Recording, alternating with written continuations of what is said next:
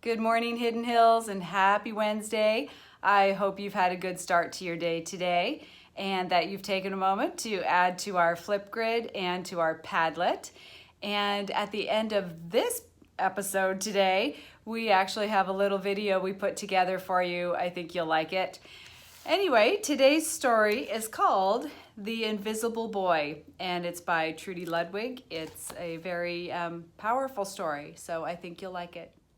The Invisible Boy by Trudy Ludwig. Can you see Brian, the invisible boy? Even Mrs. Carlotti has trouble noticing him in her classroom. She's too busy dealing with Nathan and Sophie.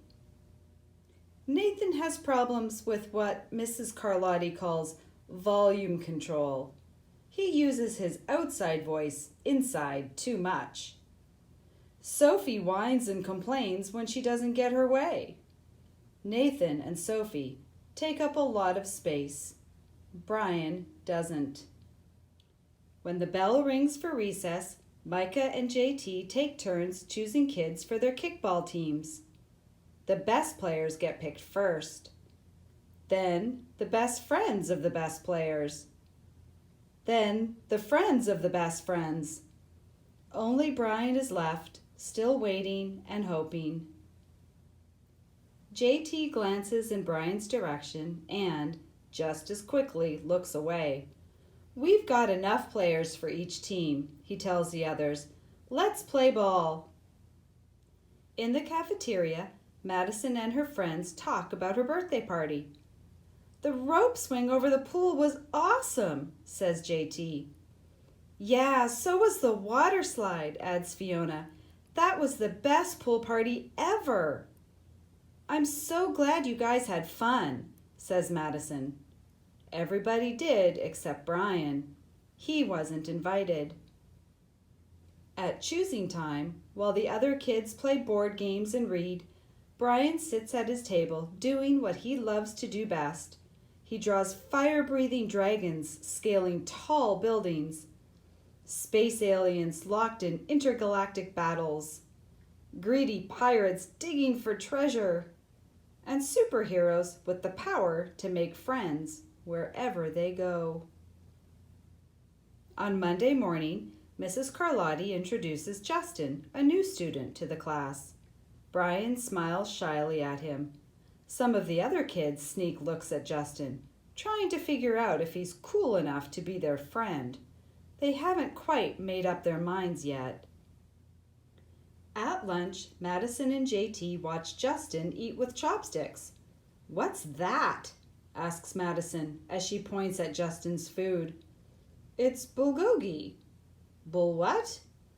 Bulgogi. It's Korean barbecued beef. My grandma made it for me. It's really good. Do you want to try some? There's no way I'd eat bulgogi. And the kids laugh. All of them, that is, except Brian. He sits there wondering which is worse, being laughed at or feeling invisible. The next day, when Justin goes to his cubby to put away his backpack, he notices a piece of paper with his name on it. Justin, I thought the bulgogi looked good. Brian.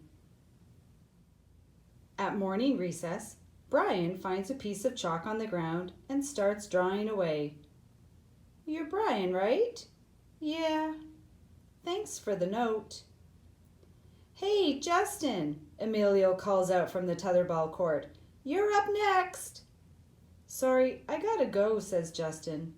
By the way, that's a really cool drawing, he adds, before taking off.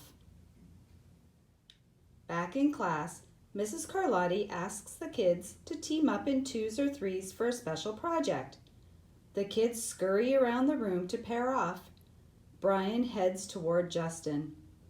I'm already with Justin, says Emilio. Find someone else.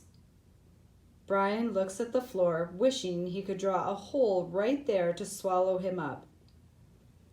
Mrs. Carlotti said we can have up to 3 people in our group. We're only 2. Come on, Emilio, let him work with us. Okay, I guess. Mrs. Carlotti gives the class directions for the project. Your assignment is to work together to write a story about what you see in that photograph. Use your imagination and have fun. Whoa, cool, says Emilio. What kind of people do you think would live in houses like that? I don't know, but I bet Brian could draw them to go with our story, says Justin. Brian smiles as he takes out his lucky pen.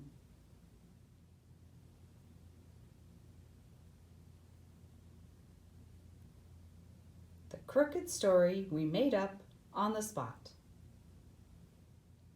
It's lunchtime again, Brian's least favorite part of the day. Another 20 long minutes of kids talking and laughing with everyone else but him.